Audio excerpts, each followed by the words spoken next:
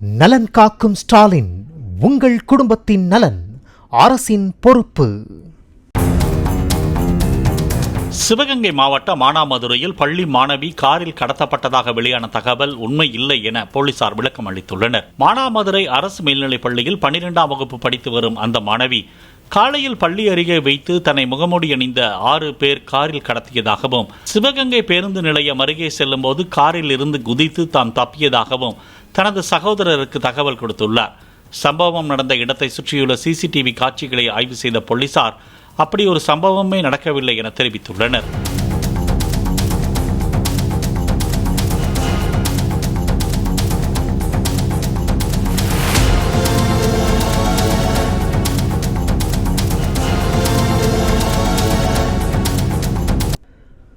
நலன் காக்கும் ஸ்டாலின், உங்கள் குடும்பத்தின் நலன் அரசின் பொறுப்பு. பிளே ஸ்டோர் மற்றும் ஆப் ஸ்டோரில் இருந்து பாலிமர் செயலியை QR கோடு மூலம் பதிவிறக்கம் செய்யுங்கள். செய்திகளை உடனுக்குடன் பெறுங்கள்.